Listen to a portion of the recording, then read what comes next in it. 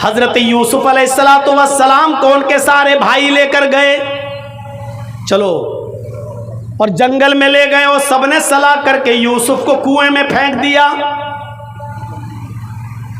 और दूसरी कमीज उतारी और उसमें खून लगा कर ले आए और घर पे आके कह दिया बाप से, याकूब से, यूसुफ को हमने अपने सामान के पास छोड़ दिया था और यूसुफ को भेड़िया खा गया। भेड़िए ने नोच डाला यूसुफ को।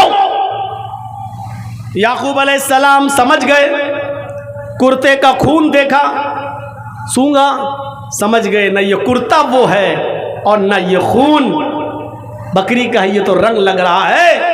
वो यूसुफ के कुर्ते को अच्छी तरीके से पहचानते थे।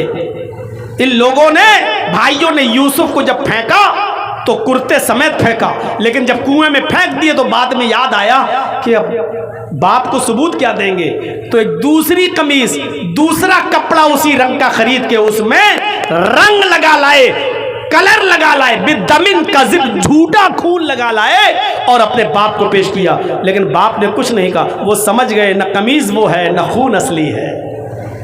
लेकिन बेटों से कुछ नहीं कहा, सब्र करते रहे, सब्र करते रहे और अपने बेटे के लिए दुआ मांगते रहे। और इधर हाल ये हुआ कि यूसुफ अलैहिस्सलातु वस्सलाम को एक काफिला आया, उसको पानी निकालना था, कुएं में उसने डोल डाला और जब खींचा तो यूसुफ अलैहिस्सलाम उसी डोल में बैठ गए। जब खींचा तो भारी लगा, बहरहाल खींच कर निकाला गया तो देखा कि यूसुफ है, लड़का है। तो खुश हो गए ये काफिले वाले और कहने लगे बुशरा हाज़ा गुलाम, खुशी हो, हमें तो फ्री फंड में एक गुलाम मिल गया, चलो इसको बाजार में बेच देंगे, कुछ कीमत मिल जाएगी। जल्दी जल्दी वो इसको लेकर मिस्र के बाजार में पहुंचे। खूबसूरत थे यूसुफ अलैहिस्सलाम, छोटे थे लेकिन बड़े खूबसूरत थे और मिस्र के बाजार में बेच दिए गए और बादशाह के घर तक पहुंच गए। बादशाह मिस्र ने खरीद लिया, बहुत सस्ते में खरीदा। व शराहू बिसमनिन बख्सिन दराहिम मादूदा। चोरी का कोई मोबाइल हो, अगर मुझे चोरी का मोबाइल मिल जाए, चाहे उसकी कीमत 1 लाख हो, तो जल्दी से उसको बेचने की कीमत, अरे जल्दी, अरे ला यार 10,000 दे दे, ले जा। तो 1 लाख की चीज़ 10,000 में, अभी जो 10,000 मिल रहे वो भी कहीं पकड़े गए तो वो भी नहीं मिलेंगे। तो ये लड़का हाथ लग गया, कोई असली मालिक ना आ जाए वरना लड़का ले जाएगा छीन के, इसलिए जो मिल रहा है ले लो। चंद दिरहमों में यूसुफ को बेच दिया गया।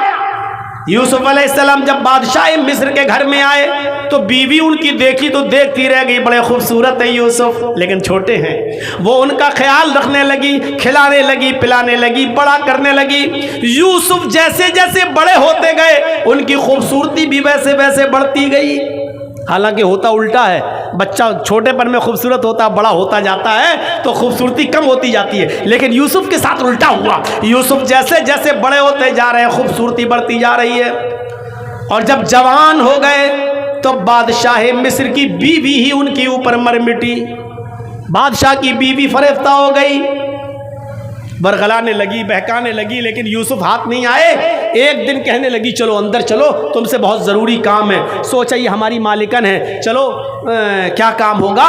वो अंदर ले गई, ये दरवाज़ा बंद, आगे ले गई, वो दूसरा दरवाज़ा बंद, फिर एक और कमरे में ले गई, उसका दरवाज़ा बंद, फिर एक और कमरे में ले गई, उसका दरवाज़ा बंद, कई दरवाज़ों के अंदर ले गई। गल्लक़तिल अब्वाब, कुरान में जमा इस्तेमाल हुआ है, उसने सारे दरवाजे बंद कर दिए। इसका मतलब एक दरवाज़ा नहीं था, कई दरवाजे थे, उसने सारे दरवाजे बंद कर दिए ताकि भाग ना पाए यूसुफ। और जैसी वहाँ पहुँचती है बंद कमरे में, वही कहने लगती है यूसुफ आ जाओ, कितने ज़माने से हम तुम्हारे बालिग होने का इंतज़ार कर रहे हैं, तुम्हारे बड़े होने का इंतज़ार कर रहे हैं। अरे यूसुफ आओ, मेरी प्यास बुझाओ, आओ मुझसे मिलो। यूसुफ अलैहिस्सलाम ने फरमाया महाज़ल्लाह, अल्लाह की पनाह, मैं ये काम नहीं कर सकता। उसको जुनून, कैसे नहीं करोगे, इधर आओ। यूसुफ भागे, पहला दरवाज़ा खोलने में कामयाब, वो भी भाग रही है। यूसुफ ने दूसरा दरवाज़ा खोला, उसमें भी कामयाब, तीसरा दरवाज़ा खोला और भागने में उधर से भी कामयाब, चौथा दरवाज़ा खोला, उधर से भी भागने में कामयाब। आखिरी दरवाजे पर पहुँचे, तब तक इसने पीछे से दामन पकड़ लिया, पीछे से दामन पकड़ लिया और यूसुफ अलैहिस्सलाम ने दरवाजे का कुंडा जो होता वो पकड़ लिया, इधर खींचा यूसुफ को। बादशाह मिस्र की बीवी ने ऐसे खींचा तो यूसुफ ऐसे दरवाजा पकड़े थे, ऐसे खींचते हुए उसके ऊपर गिर गए। दरवाजा भी खुल गया। जब दरवाजा खुला तो सामने बादशाह खड़ा है, मिस्र का बादशाह, उस औरत का शौहर। हालत ये थी कि वो औरत नीचे गिरी है, यूसुफ अलैहिस्सलाम उस औरत के ऊपर गिरे हैं और सामने दरवाजा खुला है और दरवाजे पर बादशाह खड़ा है।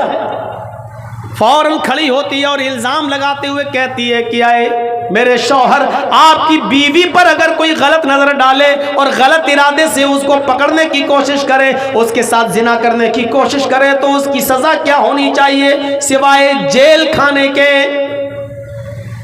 बादशाह मिस्र को यकीन नहीं आया, बचपन से देख रहा है, यकीन नहीं आया कि ऐसा कैसे कर सकता है। कहा ठीक है, जेल में तो जाएगा लेकिन पहले मुकदमा चलेगा, अदालत से साबित तो हो जाए। जब मुकदमा दायर किया गया तो बादशाह के करीबी जज ने जो फैसला सुनाया वो ये सुनाया कि आए बादशाह सलामत, यूसुफ सच्चा है या झूठा, तेरी बीवी सच्ची है या झूठी, तो उसको पहचानने का एक ही तरीका है, यूसुफ का कुर्ता देखा जाए, यूसुफ की कमीज देखी जाए। अगर वो कमीज पीछे से फटी है तो यूसुफ सच्चा है, तेरी बीवी झूठी, और अगर वो कमीज आगे से फटी है तो यूसुफ झूठा है और तेरी बीवी सच्ची। कुर्ता मंगाया गया भरी अदालत में, जब कमीज चेक की गई तो वो कमीज पीछे से फटी थी। उसने खींचा था ना, पीछे से खींचा तो कुर्ता फट गया, कमीज फट गई। तो बादशाह ने समझ लिया, कहने लगा कि तुम औरतों की चालें बड़ी खराब हुआ करती हैं, बड़ी धोखेबाज होती हैं तुम औरतें, और एक बेगुनाह बेकसूर को तुम जेल में डलवाती हो, हैं? जेल में डलवा रही थी। तौबा कर, इस्तिगफार कर और आइंदा ऐसी गलती मत करना। बादशाह ने नजरअंदाज कर दिया। लेकिन इस फैसले के बाद बादशाह की बीवी बदनाम हो गई, सारी औरतों में चर्चे हो गए, मिस्र की औरतों में। लो, एक नौकर को, एक गुलाम को दिल दे बैठी, एक गुलाम से उसने दिल लगी कर ली, एक गुलाम से के पास जाकर गलत काम करने के लिए चली गई। बताओ, घर का नौकर उसके साथ। जब ये बदनामी वो बर्दाश्त न कर सकी तो उसने सारी मिस्र की औरतों की दावत कर दी, दस्तरखान बिछा दिया, सबके सामने प्लेटें रख दी, प्लेटों में फल रख दिए और फल के ऊपर एक एक छुरी रख दी और इन औरतों से कहा कि फलों को काटो। मिस्र की औरतें जब फल काटने लगी तो यूसुफ से बादशाह की बीवी ने कहा, है यूसुफ, इन औरतों के सामने से गुजरो, जाओ इन औरतों के सामने से निकलो। यूसुफ अलैहिस्सलाम उन औरतों के सामने से जब गुजरे तो क्या देखते हैं, मिस्र की सारी औरतें उन्हीं को देखने लगी। और जब मिस्र की औरतें यूसुफ को देखने लगी तो खूबसूरती देखकर मिस्र की सारी औरतें भूल गईं कि हम किसको देख रहे हैं, फल काट रहे हैं या उंगली। वो छुरियां तो उंगली पे चला रही थी और ये सोच रही थी कि फल कट रहा है, हालांकि फल तो कब का कट गया है, अलग हो गया है। बजाय फल काटने के वो अपनी उंगलियों को काटने लगी और यूसुफ को देखती रह गई। छुरी उंगलियों पे चलने लगी, कहने लगी, माँ हाजा बशरा, ये इंसान नहीं है, ये तो कोई फरिश्ता नजर आता है। अब बादशाह की बीवी ने कहा, और तो बताओ तुम्हारा दिल इस नौजवान पर आया या नहीं आया? आ गया, हम खुद इसके दीवाने हो गए। अभी तो सिर्फ बादशाह की बीवी दीवानी थी, अब जितनी औरतों ने देखा सब उसकी दीवानी। बादशाह की बीवी बोली, अब तुम ही बताओ कि मैं अपने दिल को कैसे समझाऊं? तुमने तो एक झलक देखी है, तुम इसकी दीवानी हो गई हो। मेरे घर में तो छोटा था तब से पल रहा है और मैं इसके बालिग होने का इंतजार करती रही, और जब ये बालिग हुआ तो मैं इससे अपनी उम्मीद पूरी करने के लिए इसको बुलाने लगी तो इसने मना कर दिया। तुमने एक झलक देखी तो तुम अपने आप को कंट्रोल नहीं कर पा रही हो। मेरे दिल से पूछो कि मैं कैसे कंट्रोल करके रहती हूँ। और सबके सामने ऐलान कर रही है ये औरत, बादशाह की बीवी, सुन लो, अगर इस लड़के ने, इस आदमी ने अगर मेरी ख्वाहिश पूरी नहीं की, मेरी बात न मानी, तो जिंदगी भर जेल में सड़ेगा, जिंदगी भर जेल खाने में कैद करवा दूंगी, इल्जाम लगा लगा कर इसको जेल पहुंचा कर मानूंगी और पूरी जिंदगी इसकी जेल में गुजर जाएगी। अब यूसुफ अलैहिस्सलाम के सामने दो रास्ते थे, या तो बादशाह की बीवी की बात मान ले और पांचों उंगली घी में। भाई बादशाह की बीवी अगर उसको सपोर्ट करने लगे तो कितना वो आराम में होगा, कितने आराम से जिंदगी गुजारेगा। या तो फिर बादशाह की बीवी की बात ना माने तो जिंदगी भर जेल में। अब यूसुफ सोचने लगे कि मैं क्या करूं, बात नहीं मानता तो जेल खाना और बात मान लेता हूं तो हरामकारी, मैं क्या करूं। अपनी नजरें आसमान पे डाली और कहा, अल्लाह इन दो रास्तों में मैं जिस रास्ते को पसंद करता हूं वो तुझसे मांग रहा हूं।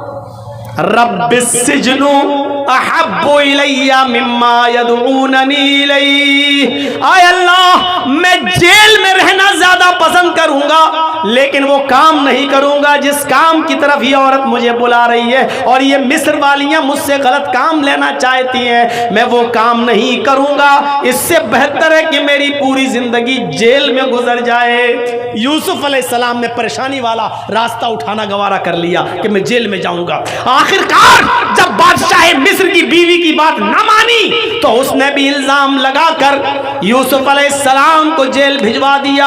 अब यूसुफ अलैहिस्सलाम जेल में गुजारते अपनी जिंदगी, तकरीबन 7 साल जेल में गुजारते हैं, तकरीबन 7 साल जेल में गुजारते हैं। अब वहां ख्वाब की ताबीर बताते हैं। उसी असना में बादशाह ने भी ख्वाब देखा। हजरत यूसुफ ने ताबीर बता दी।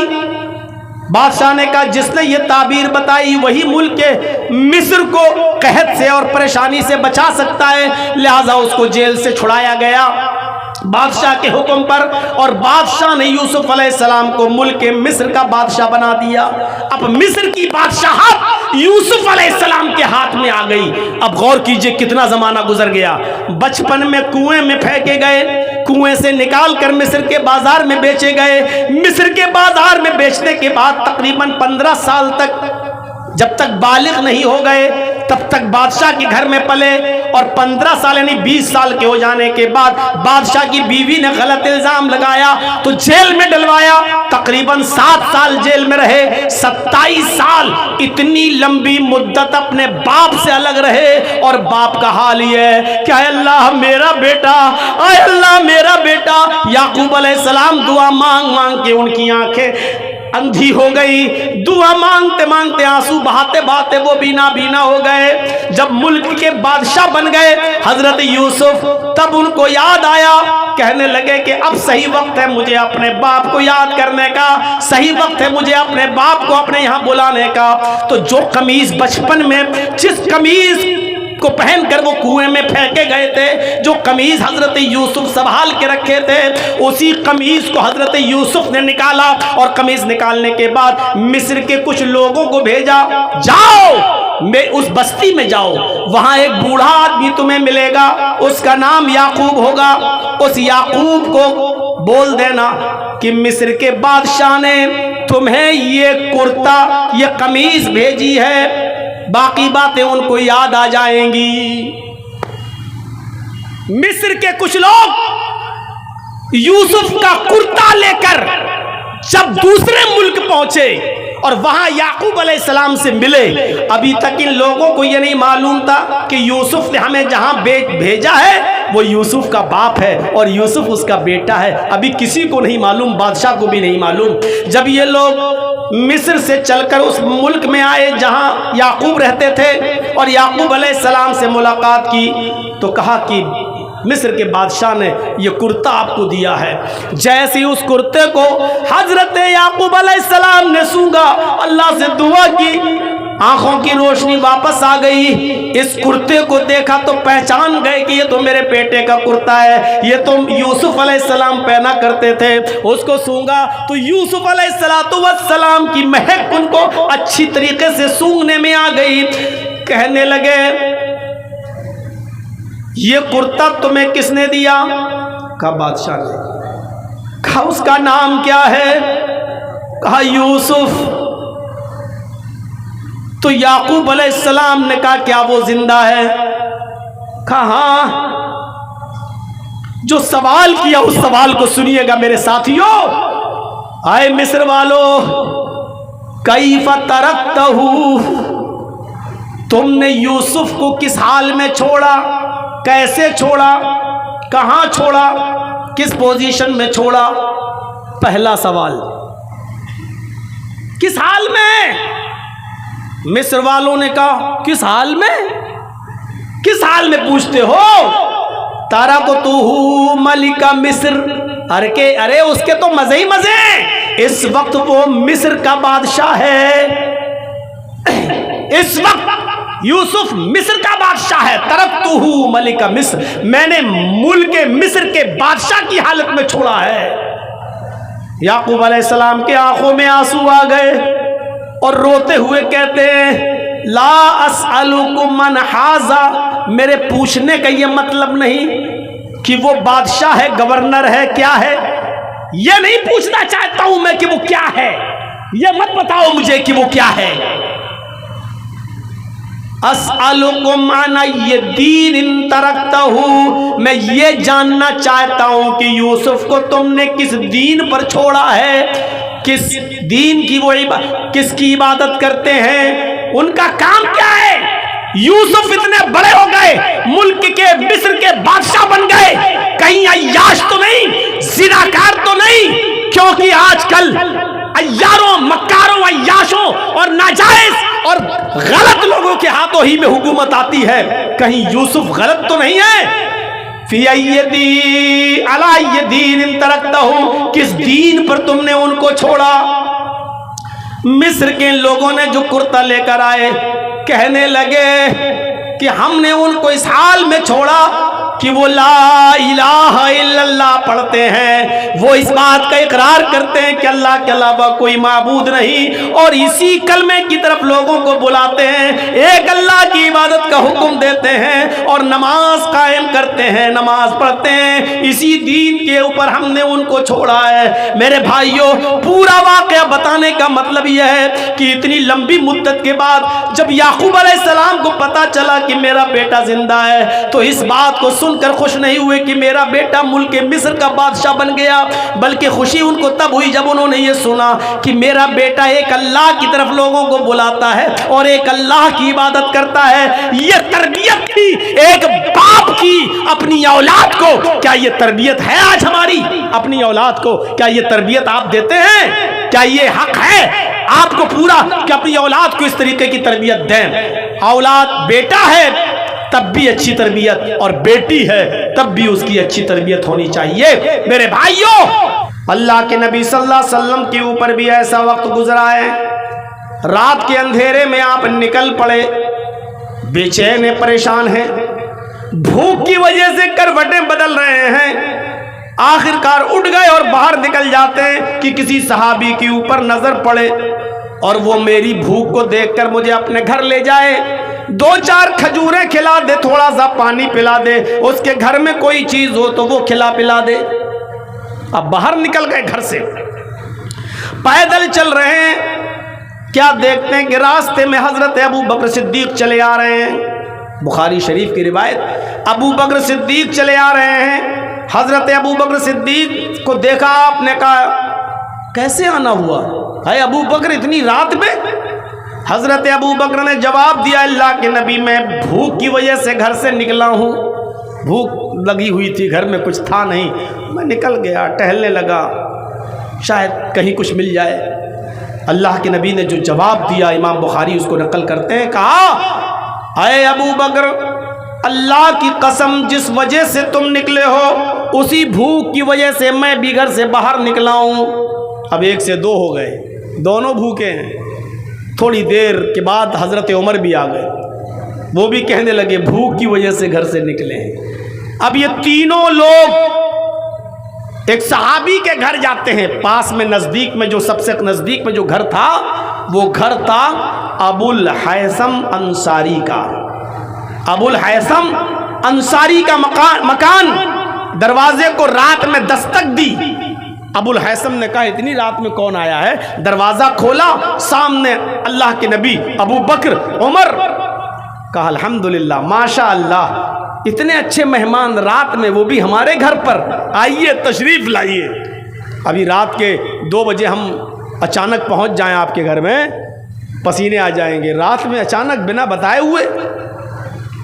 आजकल तो ज़माना अच्छा ना, फ़ोन कर दिया, हाँ तो ठीक है, हमारे पहुंचने से पहले बन गया, बल्कि कह भी देते हैं बस पहुंच जाऊंगा रात में 1 बजे तक इंशाअल्लाह, हाँ थोड़ा सा खाना वाना बना लीजिएगा। इशारा होता है कि थोड़ा सा अच्छा। ये वहाँ ना मोबाइल का ज़माना, ना फ़ोन का ज़माना, अचानक और चेहरे पे खुशी मेज़बान के, आइए कितने अच्छे मेहमान। आज तो आपका चेहरा उतर जाएगा और आपसे ज़्यादा आपकी बीवी का चेहरा उतर जाएगा। एक कमीना रात ही को टपकने को था, अब किचन में जाऊं, रोटी बनाऊं, किचन में जाऊं, चावल उबालूं, भूखा चला आया, रात ही में आने को था। ये तीनों ने अपनी वजह बताई कि भूखे हैं हम लोग। आया अबुल हैसम, अगर तुम्हारे पास कुछ हो, जो भी घर में, तकल्लुफ नहीं, जो भी हो रख दो, और नहीं है तो कोई बात नहीं। कहा ठीक है। बगीचे में गए, खजूर का एक खोशा तोड़ कर लाए, कच्ची पक्की हर किस्म की खजूरें उसमें थी। अंधेरे में जैसी हाथ में लगी ले आए। आए अल्लाह के नबी, आप और आपके सहाबा इसको खाएं, मैं अभी आ रहा हूं। और गए और बकरी का 1 साल का बच्चा, 1 साल का बकरी का बच्चा उसको लिया और ज़िबह कर दिया। 3 लोग और पूरी बकरी उन्होंने ज़िबा कर दी, बकरी का 1 साल का बच्चा। खाना बनने लगा, थोड़ी देर लगी कि खाने के तरह तरह के आइटम बन गए, रोटी बन गई, दस्तरखान लगा दिया गया और सामने खाना रख दिया गया। उस जमाने में जो चलता था वो सारा खाना बकरे के गोश्त के आइटम बनाकर, रोटी वगैरह बनाकर तैयार कर दी गई, दस्तरखान लग गया। अबू बकर भी बैठे, उमर भी बैठे और अल्लाह के नबी सल्लल्लाहु अलैहि वसल्लम भी बैठे। अल्लाह के नबी की नज़र जब इन नेमतों के ऊपर गई, गोश्त के ऊपर गई, रोटी के ऊपर गई, गोश्त के मुख्तलिफ वैराइटीज़ के ऊपर गई, तो आपकी आंखों में आंसू आ गए। बुखारी की रिवायत, अल्लाह के नबी सल्लल्लाहु अलैहि वसल्लम की ज़बान से जो जुमला निकला वो जुमला ये था, लतुसअलुन्ना अन हाज़न नईम यौमल क़ियामा। आए अबुल हैसम, यही वो नेमतें हैं जिन नेमतों के बारे में क़यामत के दिन अल्लाह रब्बुल आलमीन के यहाँ सवाल किया जाएगा। यानी हमने तुम्हें नेमतों को खिलाया था, तुमने अल्लाह का शुक्र अदा किया या नहीं किया। जर्जीस साहब के सामने या हम जैसे और मौलवियों के सामने आप आइटम रख दें तब भी सारी चीज़ें हैं माशाअल्लाह, बस चिकन फ्राई और होता तो और अच्छा होता। बस एक चीज़ की और कमी रह गई, अगर मछली और होती तो बस पूछो मत। आपका दस्तरखान बहुत अच्छा, या कुछ नहीं कहेगा शर्म की वजह से तो दस्तरखान पर नेमतों को देखकर कहेगा माशाअल्लाह, अल्लाह पकाने वाली को जन्नत दे, अल्लाह आपने मेहमान नवाजी की, अल्लाह आपको जन्नत दे। अल्लाह के नबी सल्लल्लाहु अलैहि वसल्लम ये कुछ नहीं कह रहे, अल्लाह के नबी नेमतों को देख रहे हैं तो कह रहे लतुसअलुन्ना अन हाज़न नईम यौमल क़ियामा। आए अबुल हैसम, क़यामत के दिन इन नेमतों के बारे में सवाल होगा। अल्लाह ने खिलाया, तुमने शुक्र अदा किया कि नहीं किया। और उसके बाद का मंजर देखिएगा मेरे साथियों, एक रोटी उठाई और उस रोटी के ऊपर सिर्फ गोश्त की 2 बोटियां रखी। एक रोटी और उस रोटी के ऊपर गोश्त की 2 बोटियां रखी। अल्लाह की कसम जर्जीस को नहीं मालूम कि उस रोटी का साइज़ क्या होगा, हमें नहीं मालूम। उस ज़माने में छोटी रोटी चलती थी कि बड़ी, हमें नहीं मालूम। आप हमारे यूपी में आ जाएं तो कानपुर से उधर जितना जाएंगे, इटावा, अलीगढ़, गाज़ियाबाद, बरेली, पीलीभीत, इस तरफ जितना जाएंगे तो आपको रोटी बड़ी मिलेगी, बड़ी रोटी बनती हुई मिलेगी। और इटावा से इस तरफ जितना आएंगे आप, कानपुर, लखनऊ और सीता, इस साइड में जब आप आएंगे, हरदोई वगैरह, सीतापुर, इस साइड में जब आप आएंगे बनारस वगैरह में, तो यहाँ रोटी आपको छोटी बनती हुई मिलेगी। छोटी छोटी। आपके बिहार में भी छोटी रोटियों का चलन है, छोटी रोटी बनती है। बंगाल के अंदर भी यही चलन है, छोटी रोटी बनती है। लेकिन अल्लाह के नबी ने जो रोटी उठाई उसका साइज नहीं मालूम, सिर्फ ये लफ्ज़ आया है कि एक रोटी उठाई और उस रोटी के ऊपर 2 बोटियां रखी गोश्त की और ऐसे मोड़ दिया और अबुल हैसम को दिया। कहे अबुल हैसम लिए लो, पकड़ो, और इस रोटी को जिसमें 2 बोटियां हैं ये मेरे घर ले जाओ और मेरी बेटी फातिमा को पहुंचा दो। आज तकरीबन 15 दिन हो गए, मेरी बेटी को भी गोश्त नसीब नहीं हुआ। आज 15 दिन हो गए, मेरे घर में भी चूल्हा नहीं जला। ये रोटी और ये गोश्त का थोड़ा सा सालन आज मेरी बेटी भी खा लेगी, जाओ ले जाओ। अबुल हैसम अंदर गए, कहा बीवी, अल्लाह के नबी ने एक रोटी दी और 2 बोटियों का फातिमा को पहुंचा दो। इस रोटी में और गोश्त की इन 2 बोटियों में फातिमा का क्या हो जाएगा? तुम बर्तन तैयार कर दो, टिफिन तैयार कर दो। उनकी बीवी ने रोटियां, कई रोटियां रख दी और गोश्त का पूरा प्याला भर दिया। अबुल हैसम जब उसको लेकर जाने लगे, सुनिए, अबुल हैसम जब पूरा टिफिन लेकर जाने लगे तो अल्लाह के नबी ने उनको दरवाजे पर पकड़ लिया। फरमाया अबुल हैसम, इस बर्तन में, टिफिन में क्या है? कहा अल्लाह के नबी, मेरी बीवी को अच्छा नहीं लगा एक रोटी 2 बोटी फातिमा को दी जाए, इसलिए उन्होंने ये पूरा बर्तन प्याला गोश्त से भर दिया और कई रोटियां रख दी ताकि आपकी बेटी पेट भर के खाना खा ले।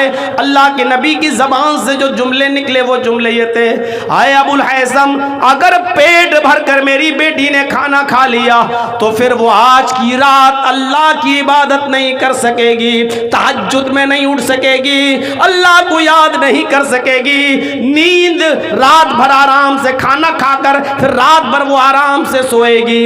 इतना हम अपनी बेटी को नहीं खिला सकते कि रात में उठकर वो अल्लाह की हम्द बयान न कर सके, सना न कर सके, इबादत न कर सके, तहज्जुद न पढ़ सके। जितना मैंने दिया उतना ही देकर आओ। अल्लाह के नबी को भूख से आजमाया जा रहा है, अबू बकर भूख से आजमाए गए, हजरत उमर भूख से आजमाए गए। हमारा तसव्वुर क्या है? एक दिन खाना न मिले, दूसरे दिन मौलाना साहब घर में बरकत नहीं हो रही है। बरकत का मतलब यह है कि आपके गुलछर्रे उड़ाने के लिए सारी नेमतें आपको मिलती रहे और सब कुछ, तब आप समझेंगे कि हाँ अब हमारे घर में खैर बरकत हो रही है। वलनब्लुवन्नकुम बिशैइन मिनल खौफि वल जूअ व नक़्सिम मिनल अमवाल, तुम्हारे मालों में नुकसान करके भी हम तुम्हें आजमाएंगे, तुम्हारे मालों में नुकसान पहुंचाकर भी हम तुम्हें आजमाएंगे। बहुत पैसा है तुम्हारे पास, बहुत माल है तुम्हारे पास, अचानक आग लग गई, माल में नुकसान हो गया, पागल हो गए, उफ क्या है? बड़ी मेहनत से आपने बिल्डिंग बनाकर तैयार की थी, अचानक इजराइल और फिलिस्तीन की जंग में एक बम गिरता है और आपका बना हुआ वो 5 मंजिला मकान बुलडोज हो जाता है। या उत्तर प्रदेश की तरह,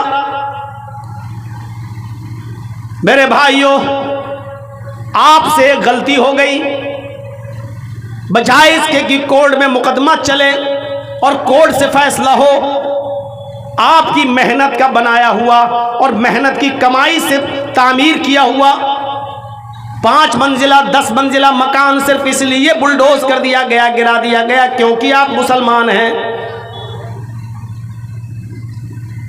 क्या बीतेगी आपके ऊपर, क्या गुजरेगी आपके ऊपर? व नक़्सिम मिनल अमवाल, हम तुम्हारे मालों में नुकसान पहुंचाकर भी हम तुम्हें आजमाएंगे। सन 2002 का वो दंगा जो गुजरात की धरती पर हुआ, जैसा कि अभी शेख मुईन साहब बतला रहे थे, 1996 में सोनियावाड़े में तकरीर हुई। सन 1998 में मेरी हैत अहमदाबाद की सरजमीन पर तकरीर हुई थी। 98 में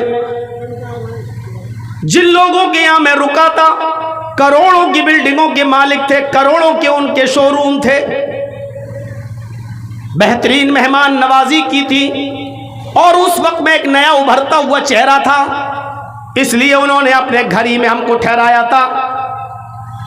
करोड़ों का शोरूम, करोड़ों की बिल्डिंग, लेकिन 2002 के दंगे में बिल्डिंगें तोड़ दी गई, दुकानों में आग लगा दी गई। आज भी करोड़ों की बिल्डिंगों के मालिक, करोड़ों के शोरूम के मालिक आज भी वो किराए पर रहते हैं। उनकी जमीन उनको नहीं मिल सकी, उनके घर मकान उनको बनाकर नहीं दिए गए। कई साल तक तो वो कैंपों में रहे, अब कैंपों से आज़ादी मिली तो वो किराए के मकान में रहते हैं, और किराए की दुकान से उन्होंने अपनी दुकानदारी शुरू की। वनक़्सिम मिनल अम्वाल, हम तुम्हें तुम्हारे मालों में नुकसान पहुंचा कर भी आजमाएंगे। आज तुम्हारे पास बहुत कुछ है ना, जिसने दिया है वो लेना भी जानता है, जिसने दिया है वो छीनना भी जानता है। इसीलिए तो कहा कि कद्र कर लो, जो दिया है कद्र कर लो उसकी। वनक़्सिम मिनल अम्वाल, हम तुम्हारे मालों में नुकसान पहुंचा कर भी हम तुम्हें आजमाएंगे। वल अनफुस, तुम्हारी जानें लेकर भी हम तुम्हें आजमाएंगे। ऐसा माहौल देख लीजिए, 70,000, 80,000, 1,00,000 आदमी फिलिस्तीन के अंदर मार डाला गया, कत्ल कर दिए गए, बच्चे, औरतें, जवान, मर्द, बूढ़े, सब टोटल गिनती जो बताई जा रही है 70,000, ये तो मीडिया रिपोर्ट है, अंदरूनी रिपोर्ट 1,00,000 से भी कई ऊपर। सुन रहे हैं? हम तुम्हारी जानें लेकर भी आजमाएंगे। बहुत मोहब्बत है बच्चे से तुम्हें, बच्चे का इंतकाल हो गया, अल्लाह ने ले लिया, अब आप रोएंगे, हम जान लेकर भी आजमाएंगे। बड़ी खिदमत करती थी आपकी बीवी, अचानक हार्ट अटैक हुआ, बीवी मर गई, कितना बड़ा सदमा पहुंचा आपको। हम जाने लेकर भी आजमाएंगे। वल अनफुस वस्समरात, समरात में सारी चीजें आ गई। वैसे तो अनाज, उस दौर में अनाज और गल्ले का कारोबार होता था, इसलिए आयत नाजिल हुई, इसमें हर बिजनेस शामिल है। जो आदमी जो बिजनेस करता है, खेती बाड़ी, अनाज, गल्ला, चावल का या धान का, फल फ्रूट पैदा हो रहे हैं, आम के बागात हैं, लीची के बागात हैं, या आप और कोई बिजनेस करते हैं, कारोबार करते हैं कपड़े का, हम तुम्हें तुम्हारे कारोबार को चौपट करके, तुम्हारा कारोबार बर्बाद करके भी हम तुम्हें आजमाएंगे। कितनी चीजें बताई, खौफ डालकर भी आजमाएंगे, भूखा मार कर भी। सन 2014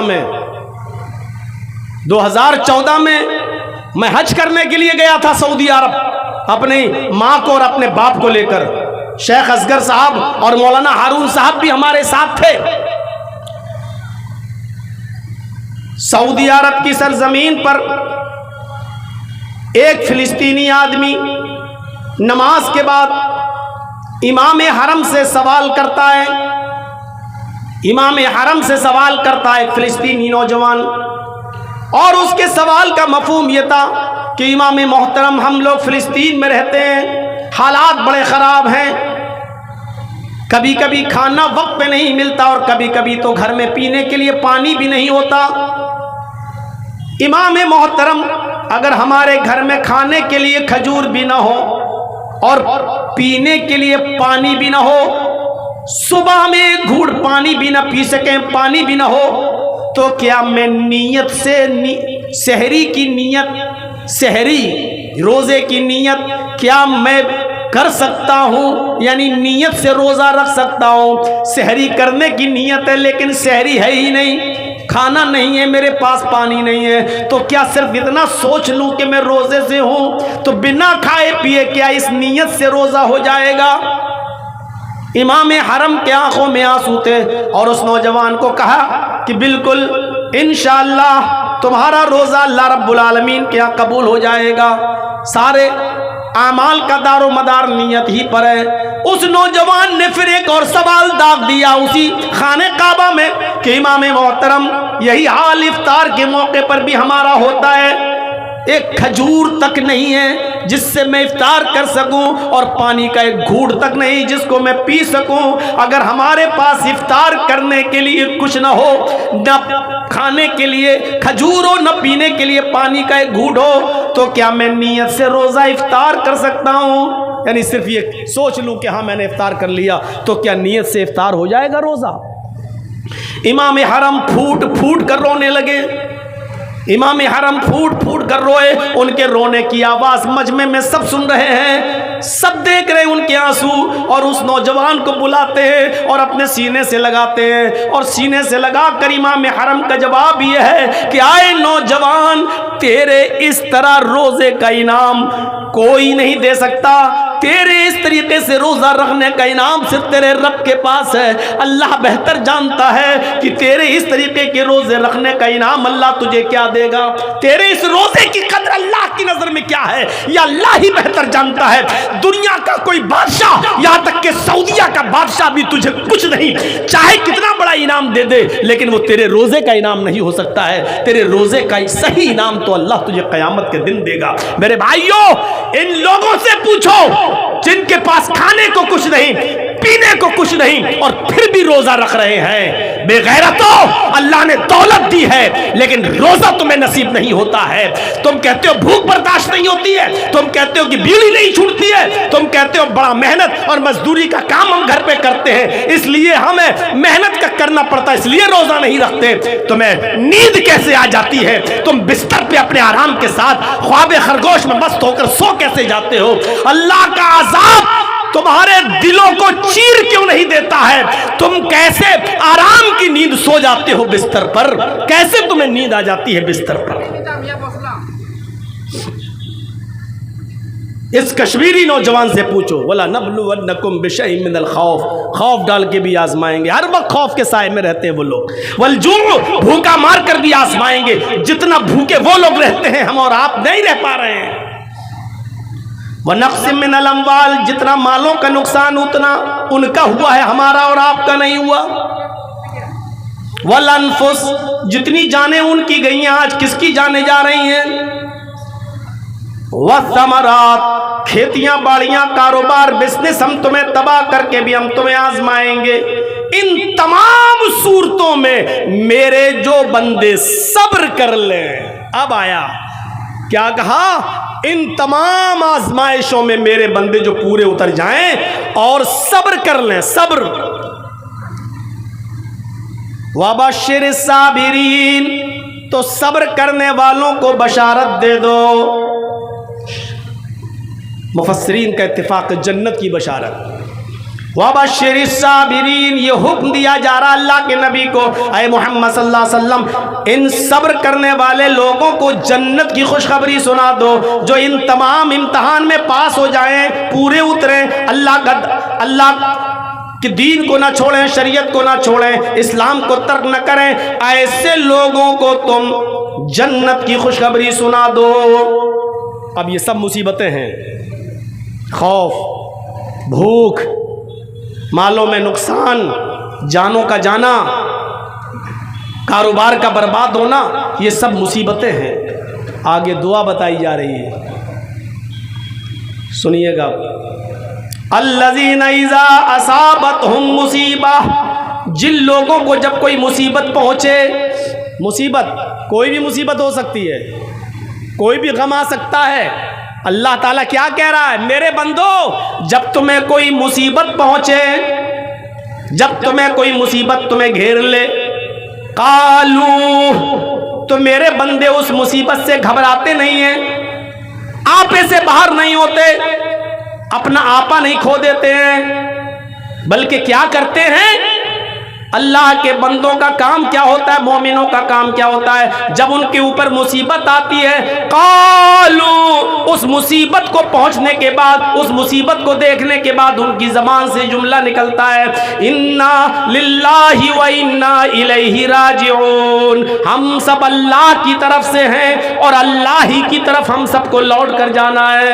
हम सब अल्लाह ही की तरफ से हैं और अल्लाह की तरफ लौट कर जाना है।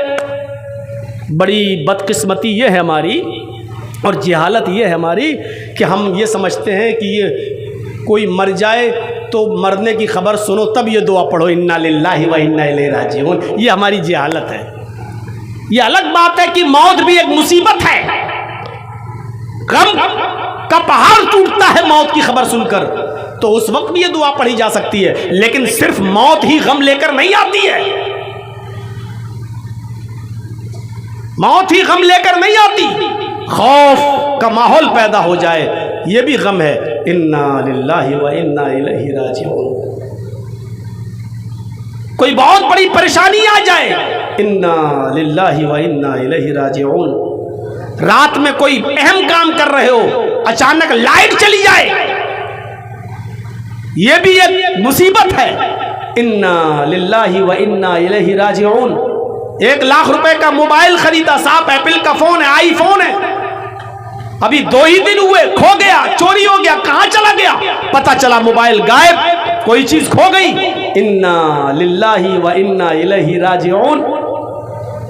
ये सब दुआ पढ़ी जाती है, पढ़ना चाहिए। अल्लज़ीना इज़ा असाबतहुम मुसीबा, जब मुसलमानों को कोई तकलीफ पहुंचती है, कोई मुसीबत उनके पास आती है, तो ये घबराते नहीं हैं, उस मुसीबत को मोस्ट वेलकम कहते हैं, उस मुसीबत का स्वागत करते हैं और कहते हैं इन्ना लिल्लाहि व इन्ना इलैहि राजिऊन। अल्लाह तो कह रहा है कि मुसलमान तो वो है कि मुसीबत से घबराता नहीं है, बल्कि मुसीबत के मौके पर वो अल्लाह पर तवक्कुल करता है। अल्लाह के नबी जनाब मोहम्मद रसूलुल्लाह गारे सौर में है, अबू बकर कह रहे हैं कि काफिर हमारे पहाड़ी तक आ गए, अल्लाह के रसूल अगर ऐसे झांक कर देखेंगे तो हम पकड़ लिए जाएंगे। अल्लाह के नबी घबराए नहीं। कितनी बड़ी मुसीबत, जो मोहम्मद को जिंदा पकड़ के लाएगा उसको 100 ऊंट इनाम दिए जाएंगे। 100 ऊंट के लालच में लोग पीछा कर रहे हैं मोहम्मद रसूलुल्लाह को पकड़ने का। आप जिस गार में छिपे हैं उस गार तक पकड़ने वाले काफिर आ चुके हैं। अगर झांक के नीचे देख लें तो अल्लाह के नबी की इसका सर दिखाई दे जाए, लेकिन अल्लाह ने उनकी आंखों पे पर्दा डाल दिया, वो अल्लाह के नबी को देख नहीं सके। इतनी बड़ी मुसीबत नबी के ऊपर, लेकिन अल्लाह के अबू बकर कह रहे हैं अल्लाह के नबी वो हमारे सर पर। अल्लाह के नबी क्या कह रहे हैं, ला तहज़न इन्नल्लाह माअना। आए अबू बकर घबराओ नहीं, अल्लाह हमारे साथ है। आए अबू बकर घबराओ नहीं, अल्लाह हमारे साथ है। यानी मुसीबत आई घबराए नहीं। मोमिन का शेवा ये होता है कि जब उसके पास मुसीबत आए तो वो घबराए नहीं, बल्कि क्या पढ़े, इन्ना लिल्लाहि व इन्ना इलैहि राजिऊन। अब एक वाक़या सुनाता हूँ बुखारी से, दिलचस्प। देखिए दुआ है, हम सब अल्लाह ही की तरफ से और अल्लाह ही की तरफ लौट के जाना है। दुआएं आजकल हम पढ़ते कहाँ हैं, बस बहस करते हैं। फर्ज नमाज के बाद दोनों हाथ उठा के दुआ मांगना चाहिए कि नहीं मांगना चाहिए, इमाम जब मांगे तो उसके साथ हाथ उठाना चाहिए कि नहीं उठाना चाहिए, कब्रिस्तान में जाएं तो हाथ उठाकर दुआ कर सकते हैं कि नहीं कर सकते हैं, ईद की नमाज पढ़ने के बाद ईदगाह में हाथ उठाकर दुआ पढ़ सकते हैं। बहस करवा लो हमसे बस। अरे दुआ करने से आपको कौन रोक रहा है? गौर करो, इन तमाम मुसीबतों में सबसे बड़ी मुसीबत क्या है? आपके किसी अजीज और किसी करीब का इंतकाल हो जाए, मसलन आपकी बीवी का इंतकाल हो जाए, मसलन आपके बेटे का इंतकाल हो जाए, तो ये चीज़ सबसे बड़े गम को लेकर आती है। सबसे बड़ा गम यह है। इस मौके पर क्या दुआ पढ़नी चाहिए? इन्ना लिल्लाहि व इन्ना इलैहि राजिऊन। अल्लाह के नबी सल्लल्लाहु अलैहि वसल्लम इसके आगे एक दुआ और पढ़ते थे, ज़रा सुनिएगा मेरे भाइयों, और ये दुआ याद कर लीजिएगा, बहुत काम आएगी। आज मैं कुछ सिखा के जा रहा हूँ आपको, कुछ सीख लीजिएगा। अल्लाह के नबी सल्लल्लाहु अलैहि वसल्लम जब किसी के इंतकाल की खबर सुनते तो आप क्या दुआ पढ़ते? इन्ना लिल्लाहि व इन्ना इलैहि राजिऊन। इसके बाद एक जुमला और, अल्लाहुम्मा अजिरनी फी मुसीबती वखलिफ ली खैरम मिनहा। छोटा सा टुकड़ा है बस, कितने लोगों को याद होगा, और याद होगा भी नहीं। अभी हमारे जहन सेट नहीं है, हमें दूसरी चीज़ें जल्दी याद हो जाती हैं, दुआएं जल्दी याद नहीं होती हैं। हर साल रमज़ान के महीने में शब कदर में माइक लेके सिखाना पड़ता है कि दुआ पढ़ो, अल्लाहुम्मा इन्नका अफ़ुव्वुन तुहिब्बुल अफ़्व फ़अफ़ु अन्नी। इतनी सी दुआ याद नहीं हो पाई, इतनी सी दुआ, और बार बार याद कराया जाता है कि ये दुआ पढ़ो। शब कदर में ये दुआ पढ़ा करते थे अल्लाह के रसूल, अल्लाहुम्मा इन्नका अफ़ुव्वुन तुहिब्बुल अफ़्व फ़अफ़ु अन्नी। हर साल बताना पड़ता है।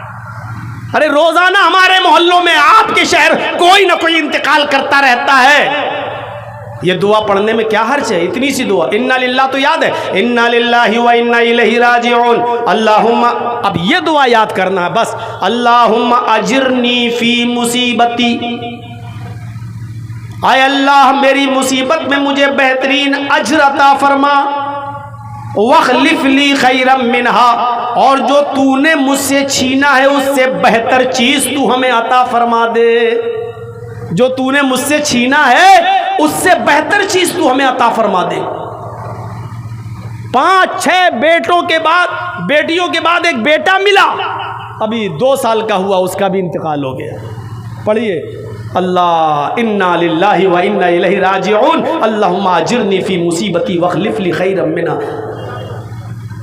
हम सब अल्लाह की तरफ से आए हैं, अल्लाह ही की तरफ लौट कर जाना है। आए अल्लाह मेरे बेटे के इंतकाल पर जो मुसीबत मेरे ऊपर आई है, इस मुसीबत में मुझे बेहतरीन अजर अता फरमा, वखलिफ ली खैरम मिनहा, और तूने मुझसे जो छीना है मुझे उससे बेहतर चीज़ दे दे, यानी इससे बेहतर बेटा तू मुझे अता फरमा दे। आप अल्लाह से क्या मांग रहे हैं? अल्लाह के नबी सल्लल्लाहु अलैहि वसल्लम असर की नमाज के बाद सहाबा किराम के पास बैठे हुए मस्जिद में, और आप उनको समझाने लगते हैं और यही दुआ सिखलाते हैं कि तुम्हारा जब कोई करीबी इंतकाल कर जाए तो ये दुआ पढ़ लिया करो, इन्ना लिल्लाहि व इन्ना इलैहि राजिऊन। अल्लाहुम्मा अजिरनी फी मुसीबती वखलिफ ली खैरम मिनहा। इसी सहाबा की महफिल में हजरत अबू सलमा रजी अल्लाह ताला अन्हु बैठे हुए हैं। सहाबा में बहुत से सहाबा थे, अबू सलमा भी थे। अबू सलमा कहते हैं अल्लाह के नबी ने जब ये दुआ बताई तो मैंने इस दुआ को याद कर लिया। अल्लाह के नबी ने ये दुआ सिखलाई, मैंने इस दुआ को याद कर लिया, और जब मैं अपने घर पे पहुंचा तो मेरी बीवी ने, उम्मे सलमा ने कहा, आज आप बड़ी देर से आए, असर के बाद आप जल्दी आ जाया करते थे, फिर बाजार से खाना पकाने के लिए कुछ लेने जाया करते थे, और आज आप इतनी देर से आए हैं कि अब मगरिब की अज़ान अभी हो जाएगी, आप फिर मस्जिद में चले जाएंगे, खाने पकाने में देर हो जाएगी। कहाँ रह गए थे आज देर कैसे हो गई आने में? आज देर कैसे हो गई आने में? हजरत अबू सलमा कहते हैं मेरी बीवी आए उम्मे सलमा, आज अल्लाह के नबी ने असर की नमाज के बाद लोगों को रोक लिया, कुछ समझाने लगे, दर्स देने लगे, और आज आपने एक दुआ भी सिखलाई, जब तुम्हारे किसी अजीज का इंतकाल हो जाए तो ये दुआ पढ़ लिया करो, इन्ना लिल्लाहि व इन्ना इलैहि राजिऊन। अल्लाहुम्मा अजिरनी फी मुसीबती वखलिफ ली खैरम मिनहा।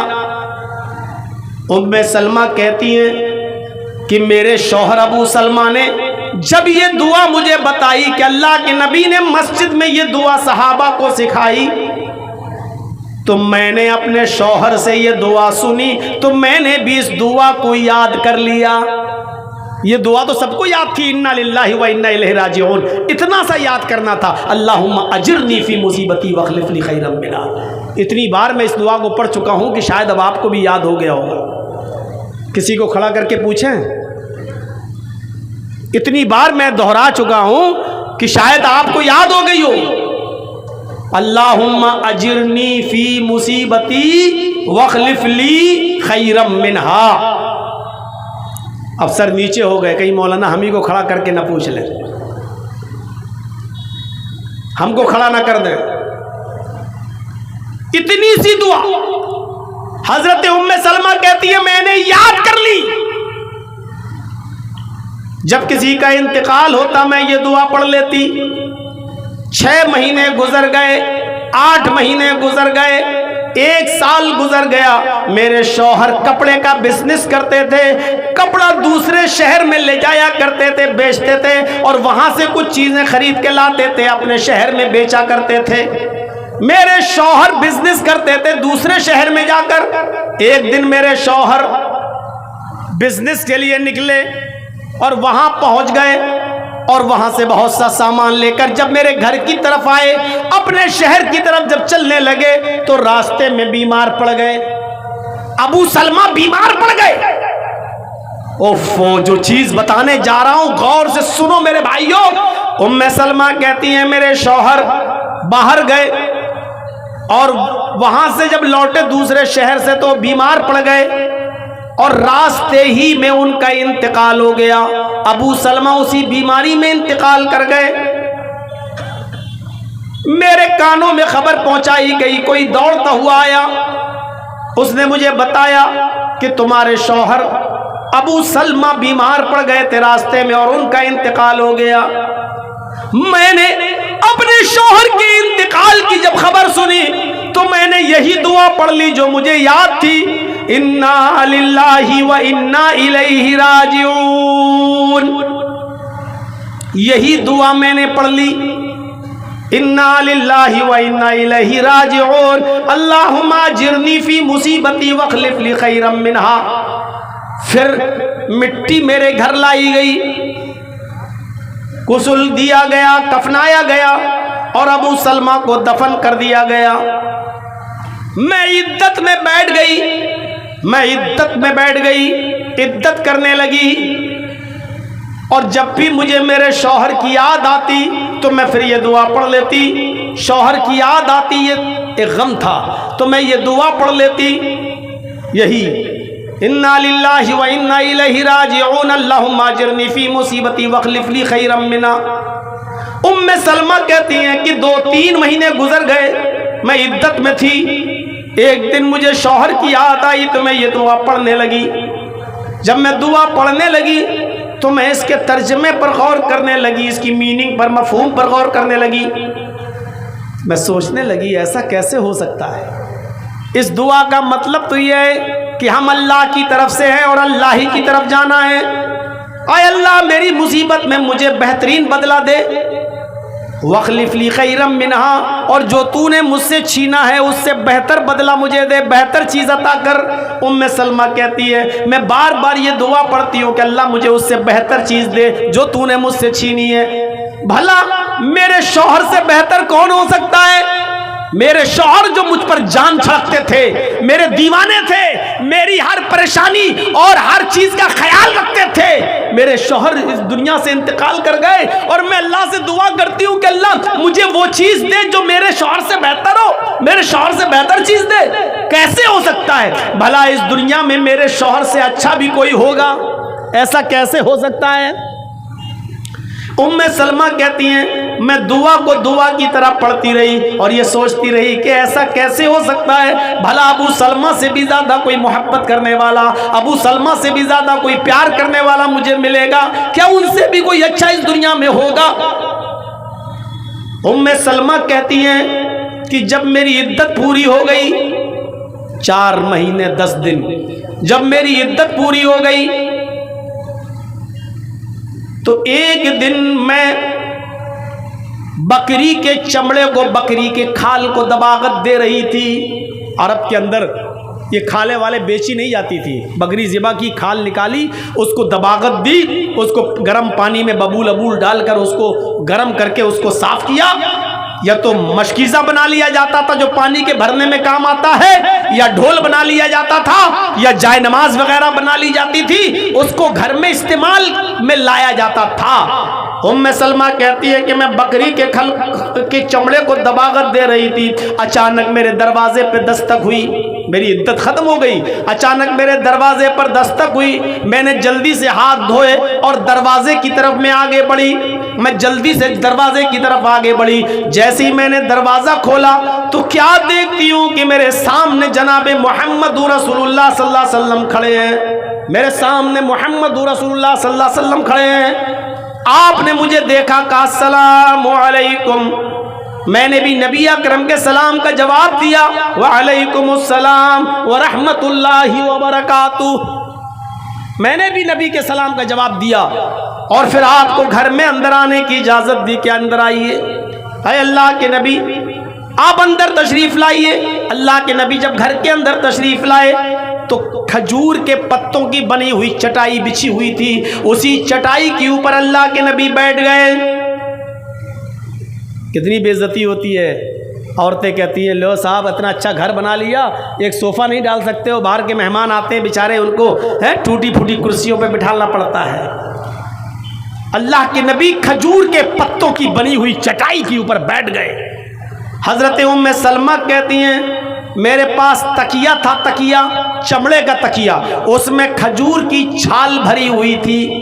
मैंने वो तकिया चमड़े का जिसमें खजूर के पत्ते या उसकी छाल भरी हुई थी मैंने दे दिया, आप इस पर टेक लगा लीजिए। अल्लाह के नबी उस तकिए पर टेक लगाकर बैठ गए। मैंने पूछा, अल्लाह के नबी मेरे इस गरीब खाने पर आने का मकसद क्या है? आप हमारे घर पे अचानक तशरीफ लाए, आने का मकसद क्या है? अल्लाह के नबी फरमाते हैं, उम्मे सलमा तुम्हारे शौहर अबू सलमा का इंतकाल हो चुका है, तुम इद्दत में थी इसलिए मैं नहीं आया मिलने, अब तुम्हारी इद्दत भी पूरी हो गई, अब मैं तुमसे मिलने के लिए आया हूं। आए उम्मे सलमा, मैं तुम्हारे साथ निकाह करने का इरादा रखता हूं, मैं तुमसे शादी करना चाहता हूं, मैं तुमसे निकाह करना चाहता हूं। आए उम्मे सलमा, तुम्हें अच्छी तरह मालूम है कि इस वक्त अरब का मिजाज क्या है। जिस औरत का शौहर मर जाता है उस औरत को कितनी तकलीफें उठाना पड़ती हैं। लोग उस औरत को मनहूस समझते हैं कि देखो अपनी जिंदगी में अपना आदमी खा गई, उसकी शादी नहीं होती है, कोई निकाह नहीं करता इस डर से कि एक को तो शादी करके खा गई, दूसरा जो इससे शादी करेगा वो भी मर जाएगा।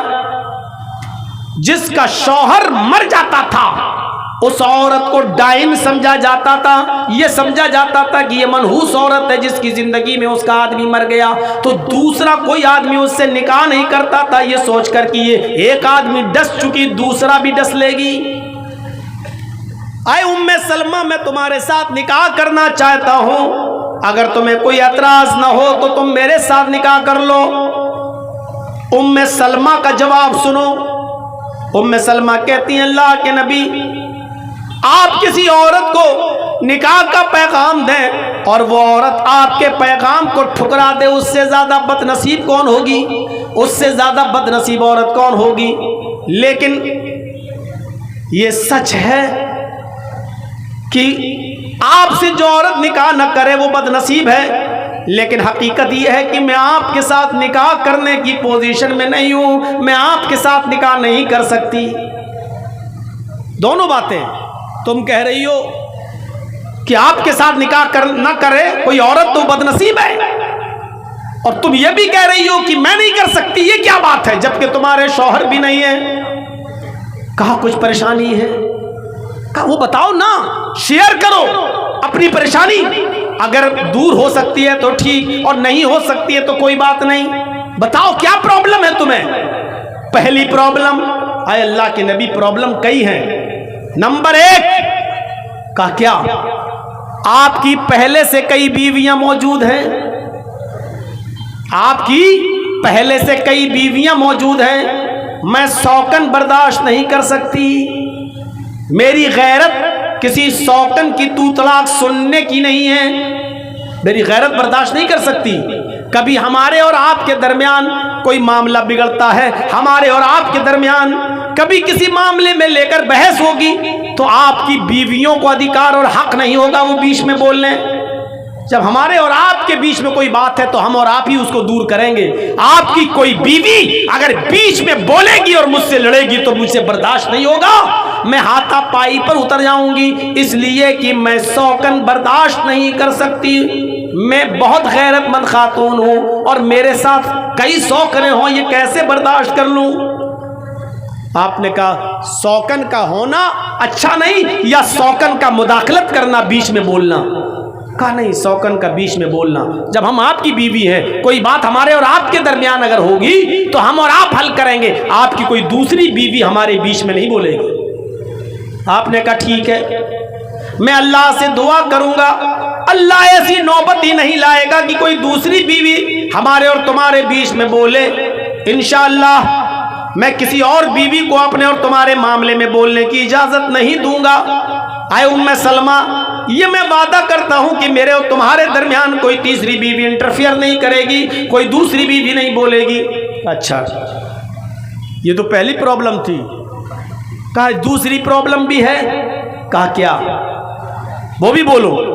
कहा दूसरी प्रॉब्लम ये है, क्या अल्लाह के नबी शादी जिस मकसद से की जाती है मैं उस मकसद के लायक नहीं हूं। शादी के बाद ये होता है कि कोई बच्चों की पैदाइश हो, बच्चे बढ़े, नस्ल बढ़े।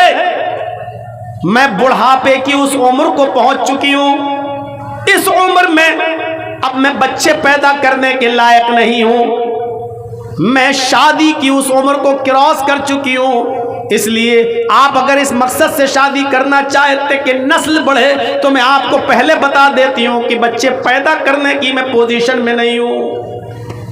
साफ कह दिया। अल्लाह के नबी का जवाब सुनो। आए उम्मे सलमा, बुढ़ापे की जिस दहलीज पर तुमने कदम रख दिया है, तकरीबन मैं भी उसी दहलीज पर कदम रखे हुए हूं।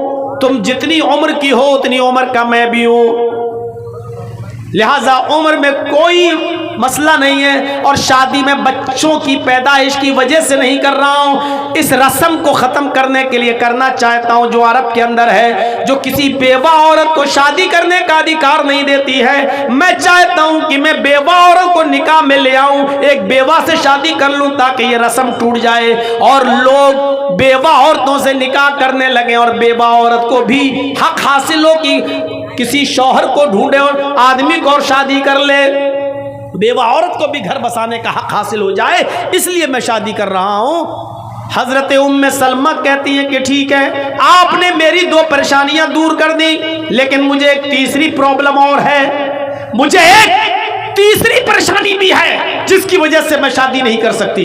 कहा वो क्या है? और वो आखिरी प्रॉब्लम है। अल्लाह के नबी ने कहा बताओ। कहने लगी, आए अल्लाह के रसूल, मेरे शौहर अबू सलमा का इंतकाल हो गया है, वो अपने बच्चे छोड़कर गए हैं और बच्चे भी काफी बड़े बड़े हो चुके हैं। वो अपने बच्चे छोड़कर गए हैं, आप मुझसे शादी करना चाहते हैं।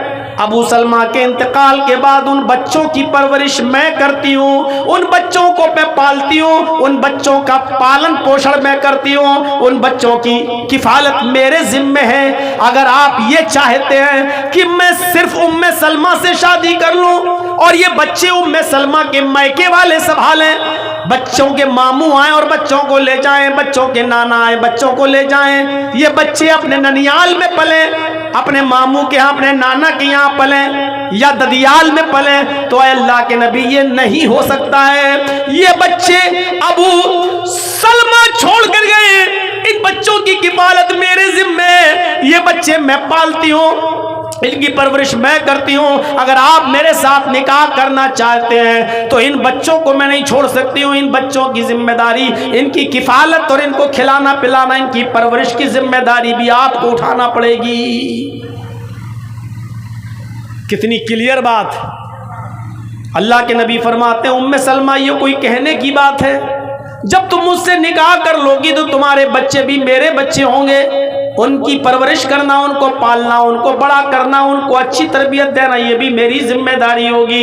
इन बच्चों की किफालत मैं करूंगा। जब ये तीनों शर्तें अल्लाह के नबी ने मान ली तो उम्मे सलमा ने निकाह भी कर लिया और मोहम्मद रसूलुल्लाह की वो बीवी बन गई। एक दिन अल्लाह के नबी सल्लल्लाहु अलैहि वसल्लम अपनी बीवी उम्मे सलमा से बातें कर रहे थे और अबू सलमा का जिक्र आ गया। अबू सलमा का जिक्र आते ही उम्मे सलमा की आंखों में आंसू आ गए और कहने लगी कि अल्लाह के रसूल, अब इस दुआ पर मुझे मुकम्मल यकीन हुआ है। इस दुआ में जो हम पढ़ते हैं, अल्लाहुम्मा जिरनी फी मुसीबती, मेरी मुसीबत में बेहतरीन बदल अता फरमा, वखलिफ ली खैरम मिना, और जो तूने मुझसे छीना है उससे बेहतर चीज तू मुझे अता फरमा।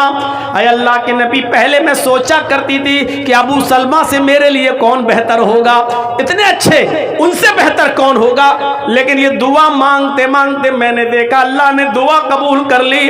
अबू सलमा बेहतर थे, लेकिन अल्लाह ने अबू सलमा को अगर छीना तो उनसे बेहतर शौहर मुझे अता फरमा दिया। हमें जनाब मोहम्मद रसूलुल्लाह दे दिए, मुझे मोहम्मद रसूलुल्लाह की बीवी बना दिया। मैं मोहम्मद रसूलुल्लाह की बीवी हूँ, मेरे शौहर से बेहतर शौहर अल्लाह ने मुझे अता फरमाया। गौर करो दुआ कैसे कबूल होती है। हजरत मरियम मस्जिद के मेहराब के अंदर मौजूद है और उनके पास बेमौसम फल आ जाता है। हजरत मरियम के पास बेमौसम फल आ जाता है, जिस फल का मौसम नहीं वो। हजरत जकरिया ने देखा ये फल, कहने लगे आए मरियम ये फल कहां से आए तेरे पास, अन्ना लके हाजा, आए मरियम ये फल तेरे पास कहां से आए। सेब का मौसम नहीं, सेब कहां से आया। आम का मौसम नहीं, आम कहां से आया। लीची की फसल नहीं, लीची कहां से आई। अंगूर का मौसम नहीं, अंगूर तेरे पास कहां से आ गया। आए मरियम बता ये फल कौन लाया तेरे पास।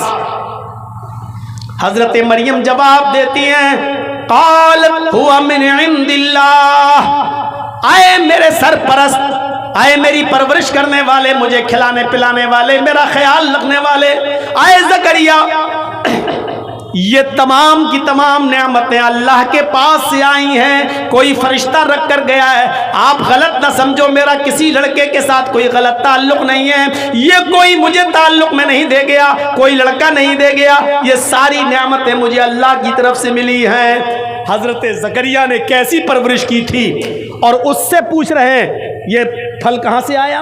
किससे? जकरिया किससे पूछ रहे हैं? मरियम से। कौन मरियम?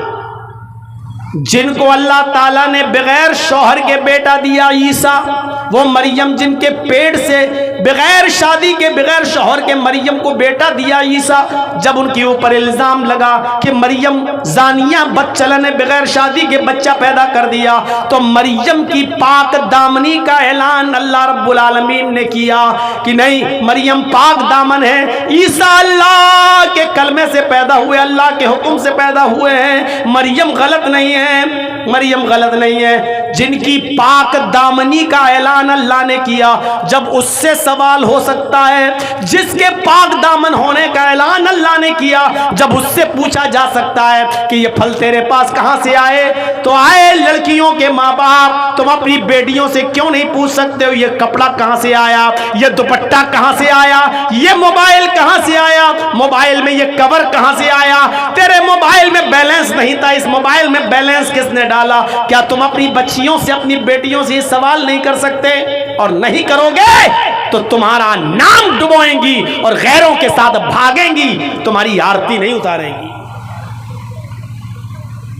आज क्या दूसरों के साथ जा रहे हैं, दूसरों के साथ भाग रही हैं, दूसरों के साथ। और जाइए महाराष्ट्र का रिकॉर्ड देखिए, 3 लाख लड़कियों की एप्लीकेशनें कोर्ट में पहुंची हुई हैं, 17-16 साल की लड़कियों की। अभी मेरे बालिग होने में 1-2 साल बाकी है। जब मैं बालिग हो जाऊं, मैं अपनी मर्जी से फला इब्ने फला के साथ शादी करूंगी, गैर मुस्लिम लड़के से। मेरा बाप और मेरा भाई इंटरफियर करे तो उसको कोई इंटरफियर का हक नहीं होगा, क्योंकि अभी मेरी उम्र 17 है। जब मैं 18 साल की हो जाऊंगी तो मैं अपनी मर्जी से खुद शादी करूंगी उस गैर मुस्लिम लड़के के साथ। ये 3 लाख मुस्लिम लड़कियों की एप्लीकेशन है, सिर्फ महाराष्ट्र के अंदर मौजूद है। गैर मुस्लिम लड़कों के साथ, गैर मुस्लिमों के साथ शादी करने। कहां हैं हम और आप? जानते हो,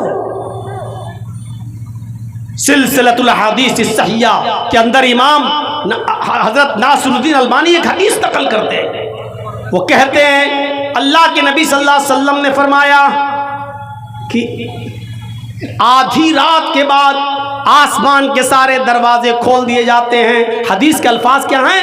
तुफ्तहु अब्वाबुस समाई निस्फल लैल व युनादी मुनादिन। आधी रात के बाद आसमान के सारे दरवाजे खोल दिए जाते हैं और एक पुकारने वाला पुकार कर कहता है, हल मिन दाइन फयुस्तजाब लहू। है कोई अल्लाह को पुकारने वाला जो अल्लाह को पुकारे, अल्लाह उसकी पुकार को सुने। हल मिन साइलिन, है कोई सवाल करने वाला, फयुता, अल्लाह उसको दे। हल मिन मकरूबिन फयुफर्रज अन्हु, है कोई सितमज़दा, है कोई परेशान हाल जो अपनी परेशानी अल्लाह के सामने रखे और अल्लाह उसकी परेशानी को दूर करे। ये हर फरिश्ता हर रात में पुकारता है। आधी रात के बाद जब आसमान के दरवाजे खुल जाते हैं, अल्लाह के नबी फरमाते हैं, फला यब्का मुस्लिमुन यदउ बिदावतिन इल्लस्तजाब लहू इल्लस्तजाब अल्लाहु लहू। सारी दुनिया के मुसलमानों में जितने भी लोग आधी रात के बाद उठकर अल्लाह से मांगते, अल्लाह सबको देता है और हर एक की दावत को कबूल करता है, हर एक की दुआ को अल्लाह सुनता है, जो मांगता अल्लाह देता है। लेकिन आधी रात के बाद भी सबको देता है, लेकिन इन दो लोगों को अल्लाह आधी रात के बाद भी नहीं देता। वो कौन दो लोग हैं? फरमाया, इल्ला ज़ानियतन तसआ बिफरजिहा। एक उस औरत को अल्लाह कुछ नहीं देता इस रात में, चाहे पूरी रात तहज्जुद पड़े, लेकिन अल्लाह उस औरत को भी नहीं देगा। किसको? जो जिना करती है। तसआ बिफरजिहा, अपनी शर्मगाह को लेकर दौड़ती है, कभी इधर कभी इधर कभी इधर। यानी कॉल गर्ल या तवाइफ, जिस्म फरोश जो अपना जिस्म बेचती है। अभी इस कस्टमर से निपटी, फिर 1000 रुपये कहीं मिला, दूसरी जगह चली गई, फिर तीसरी जगह चली गई। तसआ बिफरजिहा, जो अपनी शर्मगाह को लेकर इधर उधर भागी भागी फिरती है, ऐसी औरत की दुआ अल्लाह ताला आधी रात के बाद भी नहीं सुनता है। इसमें वो लड़कियां भी शामिल हैं।